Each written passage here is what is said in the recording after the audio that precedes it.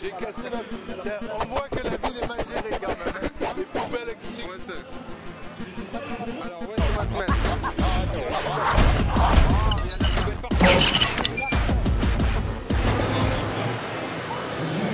Allez, il est chaud, il est chaud. Non, on va y aller tranquillouze.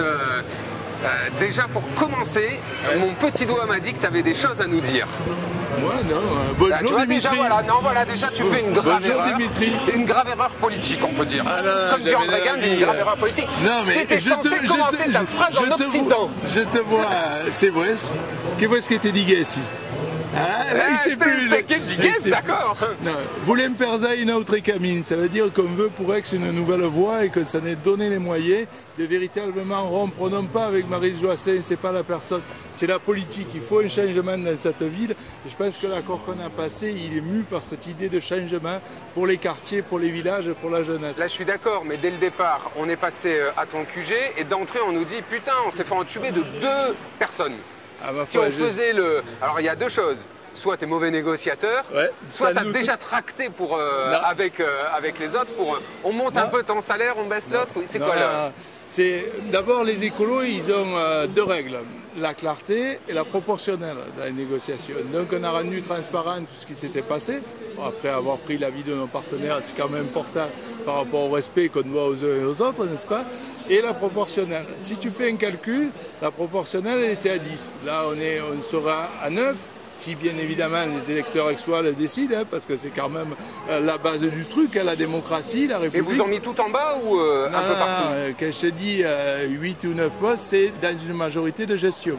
D'accord. On est en seconde place, en 7e place. Enfin, je ne vais pas te décliner, mais, non, mais je pense que les gens qui connaissent je pense que tu es super malin, si tu veux. La loi électorale est faite d'une façon en France que, si tu veux, ça écrase des minorités. C'est la première fois qu'on me dit que je suis malin.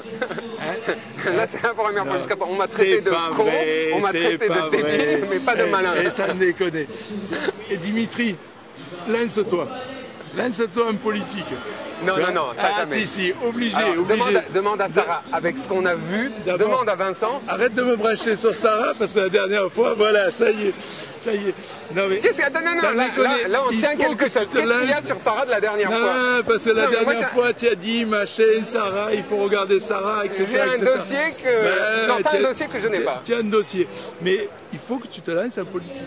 C'est fondamental. Non, mais là, on s'éloigne du sujet. Là, on s'éloigne du sujet. Je veux dire, il faut quoi? Il faut de la tchatche, des convictions, et c'est un peu mais tu sais très bien que la politique, c'est pas pour moi, parce que je raconte trop de conneries, donc ça irait pas. Mais soyons sérieux. Ça veut dire que moi, je suis sérieux.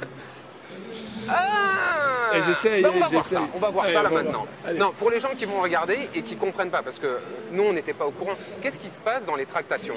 C'est-à-dire qu'on voit des gens qui, par exemple à l'UMP, ils avaient l'air moins joyeux, mais j'ai eu une explication en discutant avec un de leurs gars qui m'a expliqué. Bravo. Ensuite, vous, j'ai vu, alors que vous avez fait un score qui est moindre que prévu. Alors, si tu veux, on peut discuter. Parce que je peux revenir sur le score. Vas-y, une seconde, parce que moi, d'abord, ce que j'ai dit sur la fontaine, parce que la montée sur la fontaine pour parler, c'est la première chose, et là, je vais devenir très sérieux. Moi, je veux avoir un pensée pour Nathalie Lecomte. Parce que ces gens-là sont des vrais militants. On peut être d'accord, pas d'accord, avoir des différences, des divergences. Et ces gens-là, dans ce liste, il y avait des gens sincères, des démarches sincères. Et je ne pense pas, franchement, que l'addition PC-NPA sur cette ville, parti de gauche, donne 4%. Je pense que, si tu veux, quelque part, on a volé un scrutin. C'est-à-dire que... Ça, les non. Non, pas les faire voter. Non, mais je vais te préciser le truc. Mais ça, c'est Dimitri, toujours impatient, etc. Non, vous m'avez fait boire une bière et déjà ça tourne la tête. Ça vire à la tasta.